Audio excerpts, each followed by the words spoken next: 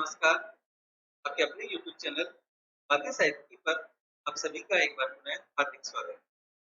तो उपेंद्रनाथ अश्क के नाटक अंजू दीदी को लेकर आज हम फिर एक बार आपके समक्ष उपस्थित हैं।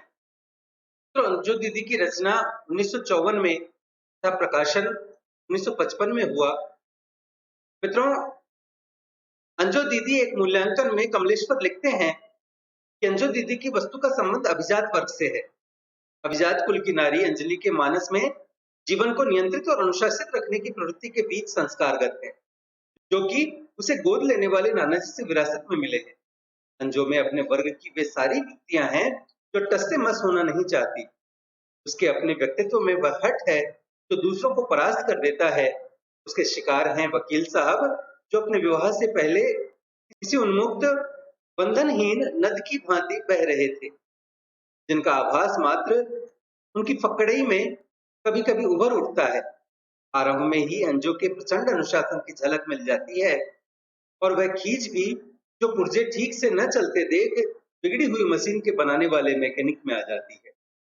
आइए मित्रों, चलते हैं अश्क जी के नाटक अंजू दीदी की ओर। इसके पात्र हैं अंजलि, अनिमा, मुन्नी, नीरज, वकील साहब, श्रीपत और राघव। नाटक के पहले अंक में पर्दा उठता है वकील साहब के खाने के कमरे में। कमरा सीधा सीधा पर अत्यंत स्वच्छ है। सजावट का सामान कुछ अधिक नहीं, पर जो है निष्कलंक रूप से साफ और उज्जवल है। मध्य एक खाने की मेज है, इसके इर्द गिर्द कुर्सियां लगी हैं। बाईं और कोने में एक स्टैंड पर हाथ मुंह धोने के लिए चिलमची टकी है। निकट ही तिपाई पर पानी का लोटा रखा हुआ है। दीवार पर खूंटी के साथ तौलिया लटक रहा है। छत पर बिजली का बड़ा पंखा मंद गति से घूम रहा है और सामने दीवार में टंगा हुआ एक क्लॉक अनवरत टिक टिक कर रहा है। दाईं और बाईं दीवारों में इधर को एक एक दरवाजा है। ये दोनों दरवाजे क्रम से आंगन और ड्राइंग रूम को जाते हैं। दाईं दीवार के कोने में भी एक दरवाजा है जो नन्हे नीरज के छोटे से सोने के कमरे में खुलता है। पहली दृष्टि में जो बात मन को अनायास प्रभावित करती है वह कमरे की स्वच्छता और सफाई है। फर्श साफ, दीवारें साफ, अलमारियां और दरवाजों के तख्ते और शीशे साफ, चिलमची का स्टैंड, तिपाई, लोटा, मेज, कुर्सियां, क्लॉक और पंखा, प्रत्येक वस्तु स्वच्छ और साफ है। कहीं कोई धब्बा, जाला या धूल नहीं। लगता है जैसे किसी गृहस्थ का नहीं, किसी अस्पताल का डाइनिंग रूम है। पर्दा उठते समय 5 कुर्सियां मेज के नीचे पड़ी हैं, केवल उनका पृष्ठभाग दिखाई देता है। छठी पर अनिमा, जो कि 25 वर्ष की है, मसले कद और गदराए शरीर की तन्वी है, बैठी है, संभवतः दूसरों के आने की प्रतीक्षा में है और साड़ी के लिए लेस बुन रही है। प्रभात की बेला है, क्लॉक में 8 बजने को हैं। क्षण भर को मात्र घड़ी की टिक टिक सुनाई देती है, फिर पृष्ठभूमि से अंजलि का स्वर आता है। पृष्ठभूमि में अंजलि का स्वर सुनाई दे रहा है, नीरज बेटा, कपड़े नहीं बदले तुमने?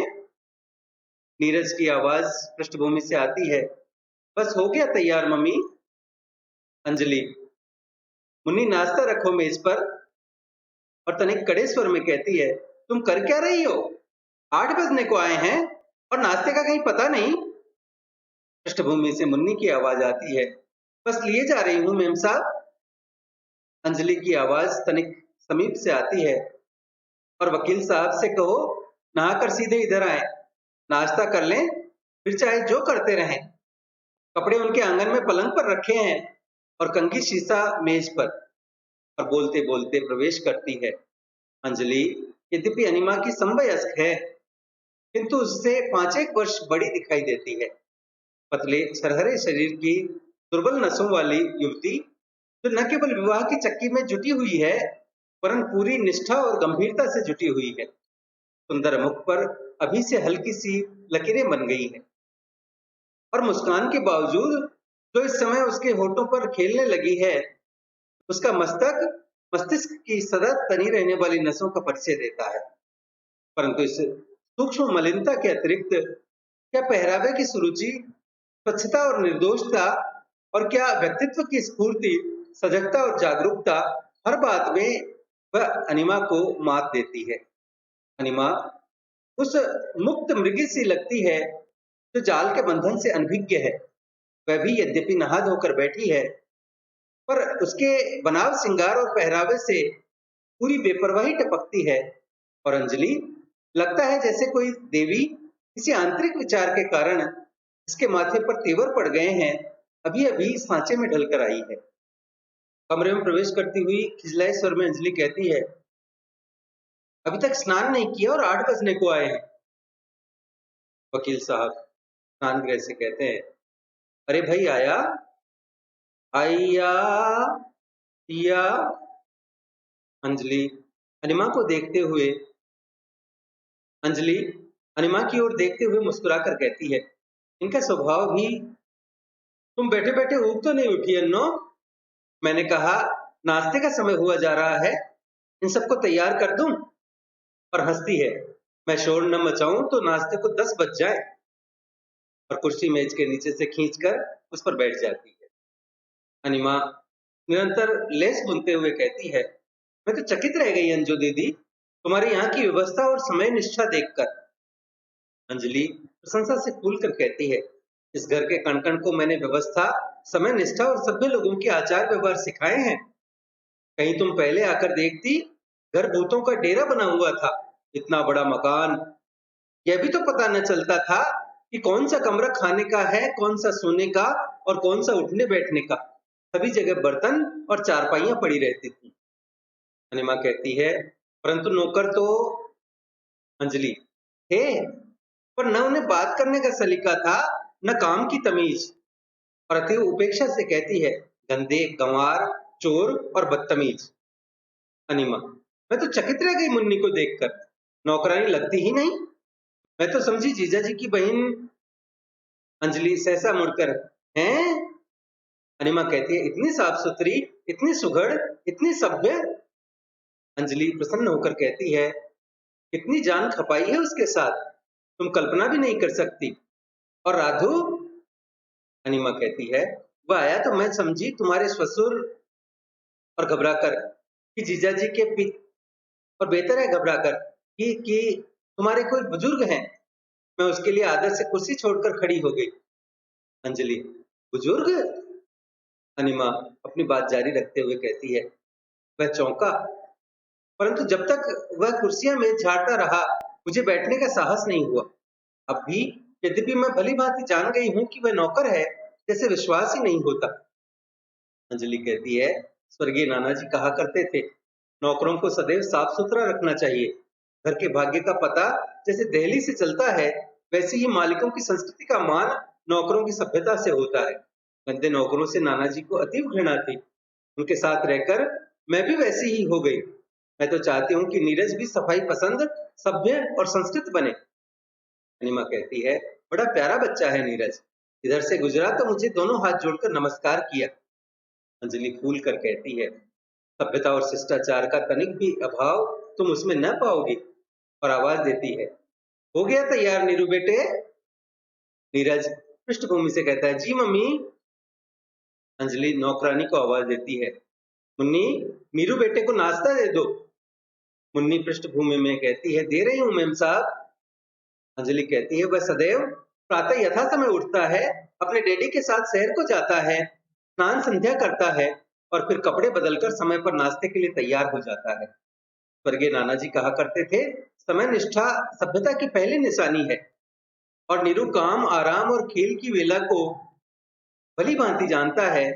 समय पर पढ़ता है, समय पर आराम करता है और समय पर खेलता है। सोने की वेला खेलते या पढ़ते, अथवा पढ़ने की वेला खेलते या सोते, तुम उसे कभी ना पाओगी। और वह जाकर देखती है चिलमची आदि साफ है या नहीं। अनिमा कहती है, एक हमारे यहाँ के बच्चे हैं, 8-8 बजे तक सोते रहते हैं, कान पकड़ पकड़ कर जगाना पड़ता है, महीनों स्नान नहीं करते, और ऐसा भी इतने हैं कि दूसरों का तो क्या, माता पिता तक का आदर नहीं करते। अंजलि कहती है, स्वर्गीय नाना जी कहा करते थे, बच्चों को आरंभ से ही अच्छा स्वभाव डालना चाहिए। इतना बड़ा हो गया है नीरज, कभी कान उमेटने या डांटने की नौबत नहीं आई। अनिमा कहती है, मैंने पूछा, नीरज बेटा नाश्ता तो तुम हमारे साथ ही करोगे ना? कहने लगा, मैं अपनी ही मेज पर नाश्ता करता हूँ मौसी जी। अंजलि कहती है, उसकी अलमारी, मेज, टॉयलेट का सामान, सोने का कमरा, सब कुछ अलग है। वह सदैव अपनी मेज पर नाश्ता करता है, अपनी अलमारी में कपड़े रखता है, अपने बिस्तर में सोता है, अपनी कंघी से बाल बनाता है, अपने सब काम आप करता है। स्वर्गीय नाना जी कहा करते थे, बच्चों को अपनी सहायता आप करने का स्वभाव डालना चाहिए। अनिमा, मैं तो भाई मान गई तुम्हें। मैं स्वयं सोच रही हूँ कुछ दिन तुम्हारे पास रहकर अपनी आदतें सुधारूं। समय पर उठूं, समय पर खाऊं, समय पर सोऊं। कहीं मुझे तुम्हारे ऐसा सलीका और सुघड़पा आ जाए। अंजलि कहती है, स्वर्गीय नाना जी कहा करते थे, सुघड़ापा नारी का आभूषण है और सदाचार पुरुष का। और मैं चाहती हूँ नीरज सभ्य, शिष्ट और समयनिष्ठ बने। अनिमा कहती है, और मैं कहती हूँ अंजो, तुम अपने उद्देश्य में पूर्ण रूप से सफल हुई हो। अपने घर को तुमने घड़ी सा बना रखा है, सब मानो उसके पुर्जे हैं। अंजलि कहती है, जीवन स्वयं एक महान घड़ी है। प्रातः संध्या उसकी सुइयां हैं, नियमबद्ध एक दूसरे के पीछे घूमती रहती है। मैं चाहती हूँ मेरा घर भी घड़ी ही की भांति चले, हम सब उसके पुर्जे बन जाएं और नियम पूर्वक अपना काम करते जाएं। अभिमा कहती है, जीजाजी को तो बड़ा बुरा लगता होगा यूं बनना। अंजलि, बुरा? कुर्सी पर बैठते हुए हंसती है, बड़े सिटपिटाए थे पहले पहल, पर मैं ले ही आई अपने ढप पर। सच कहती हूँ, मुझे नीरज पर इतनी जान नहीं खपानी पड़ी जितनी तुम्हारे इन जीजाजी पर। कोई भी तो कल न थी सीधी, न सफाई का ध्यान, न समय का। मुझे चीजों को अपनी जगह रखते देर लगती, इन्हें बिखेरते देर न लगती। नहाकर बाल बनाते तो कंघी कहीं रख देते, शीशा कहीं और तौलिया कहीं। कचहरी से आकर कपड़े बदलते तो कोट कहीं फेंक देते और पतलून कहीं। सच कहती हूँ, कई हेड टूट गए। आते ही कुर्सी पर पटक देते और फिर जब बेपरवाही में बैठने लगते तो ठस, और वह हंसने लगती है। अनिमा कहती है, परंतु जीजाजी तो। अंजलि मुंह बनाकर कहती है, बड़े संस्कृत दिखाई देते हैं, कभी इधर की वस्तु उधर नहीं रखते। जी हाँ, जानती हो कितनी माथापच्ची करनी पड़ी है इनके साथ, कितनी भूख हड़तालें की हैं, कितनी बार रूठ कर पीहर जा जा बैठी हूँ। और वह हंसती है, मैं जब आई तो इनके लिहाफ पर गिलाफ तक न था, परंतु जब भी लिहाफ ओढ़ते तो चादर एक ओर होती और लिहाफ दूसरी ओर। हार कर मैंने उसे लिहाफ के साथ ही सी दिया। दूसरे दिन क्या देखती हूँ, चादर लिहाफ के ऊपर तैर रही है, लिहाफ ही श्रीमान ने उल्टा ओढ़ रखा था। और अनिमा हंसती है, क्या कहूँ, पलंग पोष समेत बिस्तर में घुस जाया करते थे। और वकील साहब हंसते हुए प्रवेश करते हैं। अंजलि से केवल 7-10 वर्ष बड़े हैं, परंतु शरीर अभी से छोड़ दिया है। यो अप टू डेट सूट में आवृत हैं, पतलून के क्रीज और कोट के कॉलर लगता है अभी प्रेस किए गए हैं। अंजलि के साथ बैठे तो बेमेल नहीं लगते।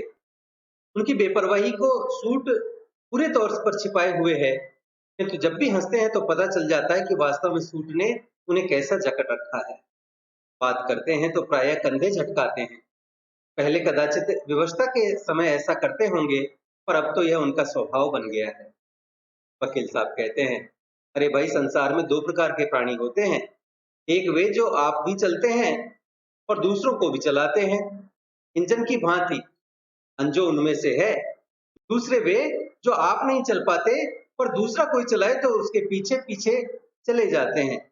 और वकील साहब हंसते हैं, कहते हैं, गाड़ी के डब्बों की भांति। तो भाई, हम तो इस दूसरी श्रेणी के लोगों में से हैं। और कुर्सी खींचकर उसमें धंस जाते हैं। अनिमा कहती है, गाड़ी के डिब्बे, और हंसती है, जीजाजी भी। वकील साहब कहते हैं, और अंजो जैसे चलाती हैं चले जाते हैं। क्यों अंजो, दिया कभी शिकायत का अवसर हमने तुम्हें? और हंसते हैं। दिन में 3-4 बार नहाते हैं, 4-4 बार हाथ पांव धोते हैं, कम से कम 4 बार खाते हैं और 5 बार। अंजलि कहती है, इस नाश्ते को आप। वकील साहब कहते हैं, तुम इसे नाश्ता कह लो, हम तो इसे खाना ही कहेंगे। और अपनी बात जारी रखते हुए कहते हैं, और 5 बार कपड़े बदलते हैं। समय, निष्ठा, स्वच्छता, नीति, रीति, सभ्य समाज के आचार व्यवहार एक बात का ध्यान रखते हैं, हंसते हैं और कहते हैं, अंजों के साथ विवाह करने के बाद लगता है जैसे हम तो अछूत थे। अंजों ने आकर हमारा उद्धार किया है और पूरे जोर से ठहाका मारते हैं, जिसमें अंजों की आप तो और अनिमा की जीजाजी भी गुम हो जाती है। अंजलि लज्जा की तीव्रता में छिपकर कहती है, मुन्नी नाश्ता रखो मेज पर।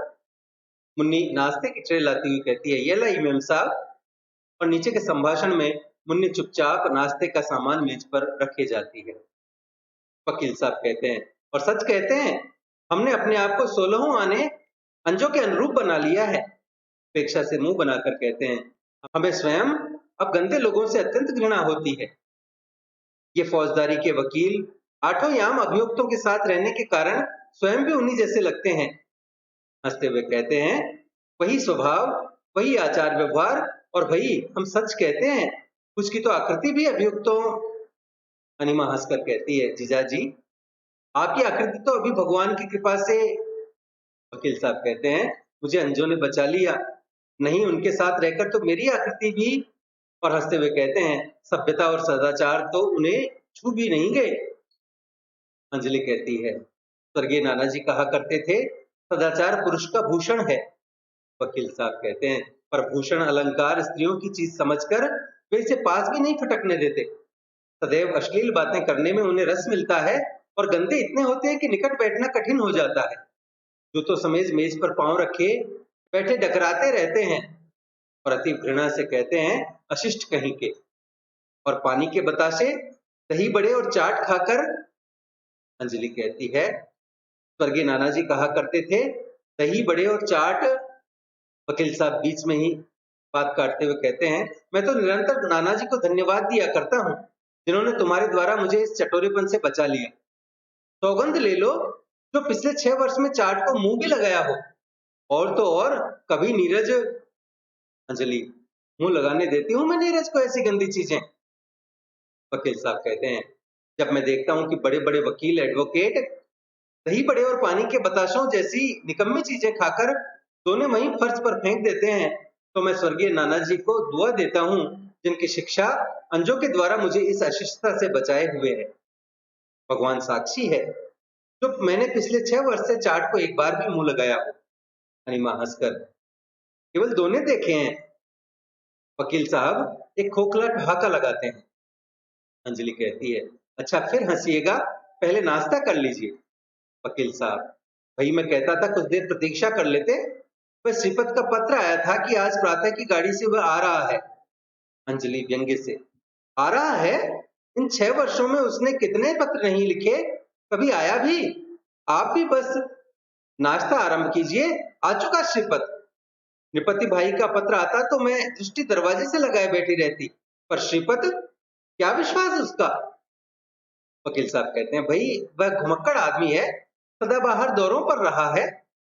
अंजलि, जी दौरों पर रहा है, जब भी इधर से गुजरा बड़े तमतराक से लिख दिया, श्रीमान राय श्रीपत राय इस बार अवश्य अंजू दीदी के करीब खाने पर पधारेंगे। लेकिन सदा गुजर गए और पता भी न दिया किस गाड़ी से गुजरे। स्वर्गीय नाना जी कहा करते थे कि श्रीपत, तभी श्रीपत ड्राइंग रूम की चौखट से आकर कहता है, श्रीमान राय श्रीपत राय पधारते हैं। और सब चौंकते हैं। श्रीपत ड्राइंग रूम की चौखट में खड़ा है, कीमती सिल्क का कुर्ता और लट्ठे का पायजामा पहने हुए है, लेकिन कुर्ते के 2 बटन खुले हैं और दोनों कपड़े तनिक मैले हो रहे हैं। आयु में अंजो से 2 अढ़ाई वर्ष कम है, परंतु अंजो की भांति पतला दुबला और दुर्बल नसों का व्यक्ति नहीं, खाने पीने और मौज करने वाला आदमी है। लंबा तगड़ा और कद मोटा, कलाई में कीमती घड़ी और मुंह में स्टेट एक्सप्रेस का सिगरेट। वकील साहब उल्लास से कहते हैं, श्रीपत। श्रीपत सिगरेट वहीं फेंक और वकील साहब को आलिंगन में लेते हुए, जीजा जी। वकील साहब उसे अपने आलिंगन में भींच कर कहते हैं, भाई बड़ी आयु है तुम्हारी। अभी अंजू कह रही थी कि श्रीपत। अंजलि, श्रीपत क्या कर रहे हो? धूल और पसीने से तुम्हारे कपड़े गच्छ हो रहे हैं और तुम लिपटे जा रहे हो इनके साथ। चलो स्नान करो, कपड़े बदलो, सामान कहाँ है तुम्हारा? श्रीपत कहता है, अरे दीदी, इतने वर्षों बाद मिले हैं जीजाजी से, तो क्या अच्छी तरह मिले भी नहीं? और फिर लिपट जाता है। कहिए जीजाजी, कैसे मिजाज हैं हुजूर के? कसम आपकी, युग बीत गए आपसे मिले। कहिए वकालत का क्या हाल है? शक्ल से तो कसम आपकी आप जज दिखाई देते हैं। फौजदारी के वकील अलग होकर एक दृष्टि वकील साहब पर नक से शिक तक डालकर सिर हिलाते हुए कहता है, रत्ती भर नहीं। अंजू दीदी ने शायद, अंजलि कहती है, चाय ठंडी हुई जा रही है, चलो नहा लो, फिर बातें करना। सामान कहाँ है तुम्हारा? विपत कहता है, सामान ही कौन सा है, बिस्तर पड़ा है बाहर बरामदे में। अंजलि, सामान नहीं परंतु। श्रीपत, अरे आजकल सामान साथ लेकर चलने के दिन है। अंजलि कहती है, पर कपड़े? श्रीपत, एक अचकन कुर्ता और पायजामा होगा तो बिस्तर में बंद है। अंजलि नौकर को आवाज देती है, राधु, राधु। राधु बाहर से, जी मैम साहब, और अंदर आकर कहता है, जी। अंजलि कहती है, बाहर बरामदे में इनका बिस्तर पड़ा है, उठा लाओ, और बाथरूम में नया तौलिया और साबुन रख दो। अलमारी से साबुन की नई टिक्कियां ले लो, ये स्नान करेंगे। श्रीपत, तुम भी बस दीदी, अभी चला आ रहा हूं, पसीना तक सूखा नहीं और तुमने स्नान करने का नादिरशाही हुक्म जारी कर दिया। कुर्ता उतारकर साथ की कुर्सी पर लटका देता है, जरा पंखा तेज कर दो दीदी, इंजन के धुएं ने गर्द और गर्मी से मिलकर। तभी अंजलि कहती है, अरे अरे रे, क्या कर रहे हो श्रीपद, तुम्हें शर्म नहीं आती? देखो यहाँ अन्नो बैठी है और तुमने कुर्ता उतार कर फेंक दिया, नंगे शरीर तुम्हें यहाँ बैठे। श्रीपद कहता है, अरे दीदी, तुम तो व्यर्थ में गृहस्थी की चक्की से अपना माथा फोड़ रही हो। तुम्हें किसी सैनिक कोर में छोटी मोटी जूनियर या सीनियर कमांडर हो जाना चाहिए।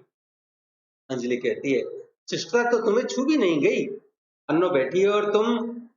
श्रीपद कुर्सी घसीटते हुए कहता है, इस समय तो मैं कुर्सी पर बैठ रहा हूँ, तुम पंखा तनिक तेज कर दो दीदी, यह पसीना न सूखेगा तो मैं स्नान न कर सकूंगा। और हंसकर अनिमा की ओर मुड़ते हुए, कहो अन्नो, तुम्हें तो जैसे युगों के बाद देखा है, मैं तो कसम तुम्हारी पहचान भी न सका तुम्हें। सच कहना, क्या चंद मिनट इस पंखे के नीचे मेरे बैठने पर तुम्हें कोई आपत्ति है? और अंजलि की आग्नेय दृष्टि को लक्ष्य करके, अरे दीदी, ऐसे देख रही हैं मानो मैं कोई भारी पाप कर रहा हूं, अभी कहेंगी। अंजू की नकल उतारते हुए कहता है, स्वर्गीय नाना जी कहा करते थे, तुम्हें अपने स्वर्गीय नाना जी की कसम दीदी, क्षण भर को बिल्कुल उनका ध्यान छोड़ दो और पंखे की हवा तेज कर दो। और मेज पर पांव टिकाकर आराम से कुर्सी पर बैठ जाता है। अंजलि कहती है, मैं कहती हूँ तुम कितने गंवार हो, यह खाने की मेज है और तुम यहाँ कपड़े उतार पसीना सुखाने बैठ गए हो, कोई हद भी है तुम्हारी अशिष्टता की। स्वर्गीय नाना जी, श्रीपद, कहा करते थे कि श्रीपद बेहद गंवार आदमी है, खाने की मेज पर बैठकर पसीना सुखाता है। मैं कहता हूँ दीदी, मैं इतनी मुद्दत के बाद यहाँ आया हूँ, तुम्हारा छोटा भाई हूँ, तुम लोगों से मिलने का अरमान दिल में लिए वर्षों से इस महान भारत के तूल मर्ज में भटक रहा हूँ, और तुम्हें मेरा पल भर को भी यहाँ बैठना सही नहीं? तुम्हारी कसम, मैं जितनी देर यहाँ रहूंगा एक पल के लिए भी आप लोगों को अपनी दृष्टि से ओझल न होने दूंगा। अंजलि कहती है, यही तो मैं कहती हूँ, तुम उठो, स्नान करो, फिर बैठकर। श्रीपद कहता है, मैं कहता हूँ ब्रह्मा का वाक्य और मेरा वाक्य एक बराबर है। मैंने कहा ना कि एक पल के लिए भी आप लोगों को अपनी दृष्टि से ओझल न होने दूंगा। स्नानागार में जाने की तो बात ही दूर रही। अंजलि हताश भाव से कहती है, ठंडी हो गई चाय तुम्हारी बातों में। श्रीपद कहता है, फिर गर्म हो जाएगी, और नौकर को आवाज देता है, राधु, ओ राधु। राधु बाहर से, जी आया साहब। श्रीपद हंसकर कहता है, कुछ क्षण ही बीते हैं मुझे यहाँ आए, और कितनी जल्दी तुम्हारे नौकर का नाम मुझे याद हो गया है। और अपने आप हंसता है। अंजलि कहती है, क्या करेगा नौकर चाय का पानी गर्म करके, फिर ठंडा हो जाएगा, तुम स्नान तो कर लो।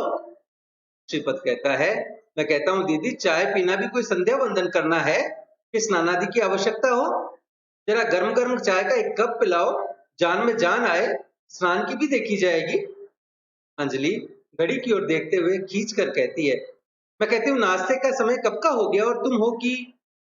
श्रीपद कहता है, यही तो कहता हूँ, बस झटपट नाश्ता कर लिया जाए। और ट्रे को अपनी ओर खींचता है। सब लोग मेरे लिए क्यों बैठे रहें? भाई आप सब तो नहाकर बैठे हैं, मैं नहाकर न बैठा सही। और सहसा वकील साहब की ओर मुड़कर, क्यों जीजाजी, आपको कोई आपत्ति है? वकील साहब अंजलि की ओर देखकर और खंखार कर, मुझे? श्रीपत, और अन्ना तुम्हें? अनिमा अंजलि की ओर देखकर झिझकते हुए, मैं? श्रीपत कहता है, तो लाइए चाय पी जाए। मुझे आप सबकी कसम सचमुच बड़े जोरों की भूख लगी है। और टोस्ट और बिस्कुट उताकर खाते हुए कहता है, और नहाने में मुझे कम से कम 1 घंटा लग जाएगा। मेरी आदत है कि या तो मैं नहाता ही नहीं, और नहाता हूं तो महीनों की कसर एक ही दिन में निकाल देता हूँ। आप सब लोग बैठे रहेंगे मेरे लिए? वकील साहब राजू से, जो इस संभाषण में चुपके से आकर हाथ बांधे आदेश की प्रतीक्षा में खड़ा है, कहते हैं, राधु तनिक चाय का पानी और लाओ, गर्म गर्म, यह तो ठंडा हो गया। श्रीपत कहता है, और फिर मैं सोचता हूँ गर्म चाय पीने से जितना पसीना निकलना है निकल जाए, इसके बाद स्नान करूं। इसलिए मैं सदा नहाने से पहले नाश्ता किया करता हूँ। और वह टिकजा उठाकर चायदानी को छूता है। चाय तो खूब गर्म है जीजाजी। राधु दूसरा पानी अलग टी पॉट में लाओ। राधु जाता है। श्रीपत वकील साहब के प्याले में चाय डालता है। आप दूध तो ज्यादा नहीं लेते? दूध डालता है। और चीनी? अंजलि आगे बढ़कर क्रोध से कहती है, श्रीपत तुम्हें टेबल मैनर्स का भी ज्ञान नहीं? हटो, मैं बनाती हूँ चाय। श्रीपत, ना दीदी, चाय तो मैं अपनी सदा आप बनाता हूँ। तुम्हारी कसम दूसरा कोई काम स्वयं नहीं करता। पर चाय मैंने प्रण कर रखा है कि या तो मेरी पत्नी आकर बनाएगी या फिर मैं ही। अंजलि भाभी के आने की संभावना ही से जो प्रसन्न हो जाती है, कहती है, तुम करो भी शादी, लड़कियां तो सहस्रों। श्रीपत चाय की चुस्की लेकर कहता है, अरे दीदी, विवाह की कल्पना में जो आनंद है वह विवाह में कहाँ? ऐसा वकील साहब की ओर मुड़कर कहता है, जीजाजी से पूछ लो। अंजलि, क्यों, इन्हें क्या? वकील साहब कहते हैं, नहीं भाई, मैं तो। श्रीपत, वाह जीजाजी, आपको अपनी कसम भगवान को साक्षी जानकर कहिए, विवाह की कल्पना में अधिक आनंद है या विवाह में? याद है ना, मैं अंजू दीदी की सगाई के संबंध में आपसे मिलने आया था। कितना हंसते थे आप, कितने ठहाके लगाते थे, कितनी बेपरवाही थी आपके स्वभाव में। जो जी चाहे खाते थे, जो जी चाहे करते थे, जहां जी चाहे जाते थे।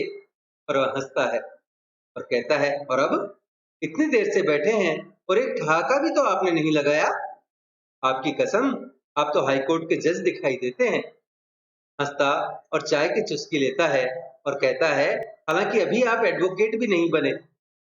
जब एक वकील जज नजर आने लगे तो समझिए कि वह बुढ़ा हो गया। वकील तो यौवन प्रतीक है। और हंसता है, और जज बुढ़ापे का। कसम आपकी जीजाजी, आपको विवाह ने बुढ़ा बना दिया है। स्वयं ही जोर से ठहाका लगाता है और चाय पीता है। और क्यों जीजाजी, अपना वचन तो आप नहीं भूले? पिछली बार जब हम मिले थे तो आपने कहा था कि एक बार फिर दिलकशा होटल में। वकील साहब इस बात से घबरा कर कि श्रीपत अपनी झोंक पे कुछ और न वक्त दे, प्याला हाथ ही में लिए उठ खड़े होते हैं। लो भाई, मुझे तो देर हो रही है, एक मामला है जरूरी। मैं लंच पर आने का प्रयास करूंगा, उसे निपटा कर मेरी प्रतीक्षा करना। हाथ के प्याले को एक ही घूंट में समाप्त करके मेज पर रखते हुए चले जाते हैं। अंजलि कहती है, हेड तो अपना लेते जाइए। उनके पीछे पीछे जाती है। श्रीपत चाय का दूसरा प्याला बनाता हुआ गुनगुनाना आरंभ कर देता है, बड़ी बज़्म में राज की बात कह दी, बड़ा बेअदब हूँ सजा चाहता हूँ। श्रीपत गुनगुना रहा है जब राधु दूसरा टी पॉट लाता है, उसे मेज पर रखकर चला जाता है। अनिमा उसमें से अपना प्याला बनाती है। अपने प्याले में चाय डालते हुए अनिमा कहती है, मैं पूछती हूँ, क्या आप किसी प्रकार के शिष्टाचार में विश्वास नहीं रखते? श्रीपत हंसकर कहता है, किसी प्रकार के भी नहीं। शिष्टाचार विवाह का, यूं कह लो कि बंधन का प्रतीक है। उधर आपका विवाह हुआ और इधर आपके गले में शिष्टाचार का जुआ पड़ा। यह आपकी सास है, इनके सामने सिर नीचा किए, शिष्टता से यूं मुस्कुराओ मानो आपके सब दांत छड़ गए हैं। यह आपकी सलहज है, इनके सामने विनम्रता से ऐसे हंसो मानो आपकी बत्तीसी मोतियों की हो। यह आपकी पत्नी है, आचार व्यवहार सदाचार और शिष्टता की मौसी। खूब जोर से ठहाका मारता है और फिर कहता है, मेरे विचार में आचार व्यवहार के सभी नियम उपनियम विवाहित लोगों के अधेड़ दिमागों की उपज हैं। इसीलिए मैं केवल विवाह की कल्पना ही करता हूँ, उसके बंधन में नहीं फंसता। और सहसा अनिमा की ओर मुड़कर, क्यों अन्नो, क्या तुम भी शादी वादी करना चाहती हो या तुम्हें भी मेरी तरह विवाह के स्वप्न देखना ही पसंद है? अंजलि वापस आते हुए तनिक क्रोध से कहती है, चलो अनिमा, चलकर ड्राइंग रूम में बैठे। चाय पी ली ना तुमने? अनिमा प्याले को एक ही घूंट में समाप्त कर देती है। अंजलि नौकर को आवाज देती है, राधु, राधु। राधु आंगन से जी आया और अंदर आकर कहता है, जी। अंजलि कहती है, राधु ये सब उठाकर ले जा, और मैं कहती हूँ मेज को भली भांति साफ कर दे। और नीचे के संभाषण में राधु चुपचाप मालकिन के आदेश को पूरा करता है। अंजलि कहती है, सारी चादर खराब कर दी तुमने श्रीपत, तुम तो बच्चों से भी गए गुजरे हो गए। नीरज अपनी मेज पर खाना खाता है, लेकिन मजाल है जो कभी मेजपोश खराब हुआ हो, और तुम ऐसे हो कि श्रीपत अपना प्याला लिए हुए कुर्सी सरका लेता है कि राधु को काम करने में सुविधा हो। मैं कहता हूँ दीदी, तुम अवश्य सेना में भर्ती हो जाओ, गृहस्थी ने तुम्हारे सारे गुणों की मटिया मेट कर दिया है। अंजलि कहती है, हटो और यह प्याला खत्म करो, इस गरीब को दूसरे भी काम देखने हैं। देखो घड़ी में क्या समय होने को आया है। चलो आओ उधर ड्राइंग रूम में चलकर बैठें, यहाँ राधु सफाई करेगा। और अनिमा उठती है। श्रीपत कहता है, तुम चलो, मैं जरा यहीं आराम करूंगा।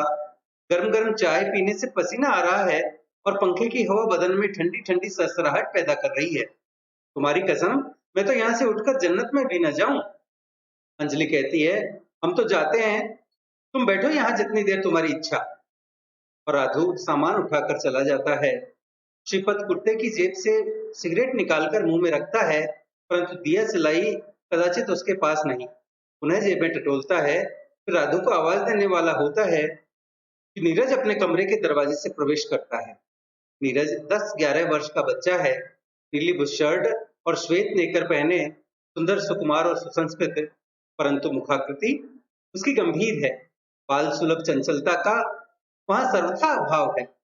उसकी चाल उस बछड़े की सी है जिसने लगाम के साथ समझौता कर लिया हो। नीरज कहता है, मामा जी नमस्ते। श्रीपत, हाँ भांजे साहब हैं, नमस्ते नमस्ते। कहो नीरू बेटे, नीरज ही हो न तुम? नीरज कहता है, जी मामा जी। श्रीपत उसे बाहों में उठाकर, अपने मामा जी के लिए दिया सलाई की डिब्बिया तो लाओ बेटा। नीरज कहता है, अभी लाया मामा जी। श्रीपत उसे उतार देता है, वह दिया सलाई की डिब्बिया लेने भाग जाता है। श्रीपत फिर कुर्सी पर बैठकर टांगे मेज पर रख लेता है, जिसे अभी राघु साफ करके गया है, और कुर्सी पर झूलता हुआ गुनगुनाता है, लट उलझी सुलझा जा रे बालम, माथे की बिंदिया बिसर गई है मोरी, अपने हाथ लगा जा रे बालम, लट उलझी सुलझा जा रे बालम। नीरज दिया सलाई की डिबिया लेकर आता है, कुछ क्षण खड़ा गाना सुनता है, फिर आगे बढ़ता है और कहता है, लीजिए मामा जी। श्रीपत कहता है, लाओ बेटे। और नीरज दिया सलाई देकर आदर से एक और खड़ा हो जाता है। श्रीपत वैसे ही टांगे मेज पर रखे दिया सलाई जलाकर सिगरेट सुलगाता है और बड़े आराम से कश खींचता है। नीरज पूर्वत आदर से कहता है, मामा जी मेज पर टांगे नहीं रखा करते। सहसा श्रीपत की टांगे नीचे आ जाती हैं। फिर वह तनिक चौंक कर नीरज की ओर देखता है और अनायास ठहाका मारता है, और फिर टांगे उसी प्रकार मेज पर रखते हुए कहता है, किसने कहा तुमसे? नीरज कहता है, मम्मी कहा करती है मामा जी। श्रीपत, वे तुम्हारे लिए कहती होंगी, तुम अभी बच्चे हो ना, जब तुम बड़े होकर किसी के मामा बनोगे तो तुम्हें भी मेज पर टांगे रखकर बैठने की आज्ञा मिल जाएगी। फिर हंसता है, कहो किस श्रेणी में पढ़ते हो? नीरज कहता है, 5वीं में मामा जी। श्रीपत, पढ़ लिख कर क्या बनना चाहते हो? नीरज, डिप्टी कमिश्नर मामा जी। श्रीपत कहता है, डिप्टी कमिश्नर की बात तुम्हें किसने सुझाई? नीरज कहता है, मम्मी ने मामा जी। श्रीपत कहता है, तुम स्वयं क्या बनना चाहते हो? नीरज, मैं तो मामा जी। श्रीपत कहता है, यह तुम्हें हर वाक्य के साथ मामा जी कहना किसने सिखाया? नीरज कहता है, मम्मी ने कहा है कि बड़ों से बात करते समय आदर से। श्रीपत कहता है, तो हो चुके तुम डिप्टी कमिश्नर। इतने आदर से बात करोगे तो सरकार तुम्हें पटवारी बना देगी। अकड़ कर चला करो, रौब से बात किया करो। और नीरज, मैं तो कप्तान बनना चाहता हूँ मामा जी, पर श्रीपत, कप्तान? नीरज कहता है क्रिकेट का कप्तान। श्रीपत, क्रिकेट खेलते हो? नीरज कहता है जी मम्मी कहती हैं बड़ा निकम्मा खेल है, चोट लग जाती है। श्रीपत, तो फिर तुम बन चुके क्रिकेट के कप्तान, कितने घंटे खेलते हो? नीरज कहता है 2 घंटे। और कितना पढ़ते हो? 6 घंटे। श्रीपत कहता है 6 घंटे खेला करो और 2 घंटे पढ़ा करो। नीरज, जी मैं पास कैसे होऊंगा? श्रीपत कहता है पास होने के लिए प्रतिदिन नियम पूर्वक 2 घंटे पढ़ लेना काफी है। और फिर तुम पास होते रहना चाहते हो या क्रिकेट का कप्तान बनना? नीरज कहता है कप्तान बनना। श्रीपत कहता है तो जाओ, रोज 2 घंटे जमकर पढ़ा करो और 6 घंटे डटकर खेला करो। तुम्हारे मामा दुआ करते हैं कि भगवान ने चाहा तो बड़े होकर तुम अवश्य क्रिकेट के कप्तान बनोगे और भारत तो क्या संसार में नाम पाओगे। नीरज गदगद होकर कहता है मामा जी, और बढ़कर श्रीपत से लिपट जाता है। अंजलि दूसरे कमरे से आवाज लगाती है, नीरज। नीरज कहता है जी मम्मी। अंजलि कमरे में प्रवेश करते हुए कहती है यहाँ क्या कर रहे हो? उधर चलो अपने कमरे में, पढ़ने का समय हो गया है। अभी तुम्हारे मास्टर साहब आने वाले होंगे, काम कर लिया कल का तुमने? नीरज कहता है मम्मी मैं तो खेलूंगा। अंजलि क्रोध से, क्या? और फिर नर्वस से कहती है चलो नीरू बेटे। नीरज कहता है 6 घंटे खेलूंगा और 2 घंटे पढ़ूंगा। अनिमा क्रोध से कहती है क्या कहते हो? फिर नरमे से कहती है चलो बेटा, तुम्हारे मास्टर साहब आने वाले हैं। नीरज कहता है मैं क्रिकेट का कप्तान बनना चाहता हूँ। अंजलि क्रोध को बरबस रोककर नरमी के साथ कहती है पागल, सिर पैर तुड़वाएगा क्रिकेट का कप्तान बनकर, तुझे तो डिप्टी कमिश्नर बनना है। नीरज कहता है मुझे डिप्टी कमिश्नर नहीं बनना, मैं तो क्रिकेट का कप्तान बनूंगा। अंजलि क्रोध को रोक सकने में असफल होकर, चल चल बन लिया क्रिकेट का कप्तान, अब चलकर पढ़, मास्टर साहब के आने का समय हो गया है। और उसे कान से खींचती हुई ले जाना चाहती है। तभी श्रीपत कहता है अरे दीदी, तुम तो नीरू बेटे का कान उखेड़ दोगी। अंजलि जाते जाते मुड़कर क्रोध से कहती है चुप रहो श्रीपत, तुम चाहते हो मेरा बेटा भी तुम्हारी तरह आवारा हो जाए? और पुकारती हुई कहती है न काम के न काज के, 2.5 सेर अनाज के। और बिफरी हुई चली जाती है और जाते जाते मेज पर से दिया सलाई की डिबिया उठा ले जाती है। श्रीपत कहता है अरे दीदी, तुम तो व्यर्थ गृहस्थी की चक्की में अपनी जान खपा रही हो, तुम्हें तो कहीं सेना में छोटी मोटी जूनियर या सीनियर कमांडर हो जाना चाहिए। पर हंसता हुआ फिर कुर्सी पर आ बैठता है, पहला सिगरेट निकालता है, परंतु डिबिया तो अंजलि जाते जाते साथ ले गई है, इसलिए यूं ही जेबें टटोल कर रह जाता है और अपने आप से कहता है पनाह है दीदी से भी, दिया सलाई की डिबिया ही जाते जाते उठा कर ले गई। और टांगे मेज पर रख लेता है और नौकर को आवाज देता है राधु, राधु। राधु दूर से ही जी आया और क्षण भर बाद आता है, जी साहब। श्रीपत कहता है दिया सलाई की डिबिया लाओ। राधु कहता है बहुत अच्छा साहब, और वह चला जाता है। श्रीपत गुनगुनाता है ये दस्तूरे जबाबंदी है कैसी तेरी महफिल में, यहाँ तो बात करने को तरसती है जबा मेरी। श्रीपत के गाने के मध्य पर्दा गिर जाता है, क्षण भर तक गाने की ध्वनि आती रहती है, इसके बाद निस्तब्धता छा जाती है। कुछ क्षण बाद पर्दा फिर उठता है। श्रीपत डाइनिंग टेबल पर जूतों समेत सोया हुआ है, मेज की चादर गोला सा बनी उसके सिर का तकिया बनी हुई है।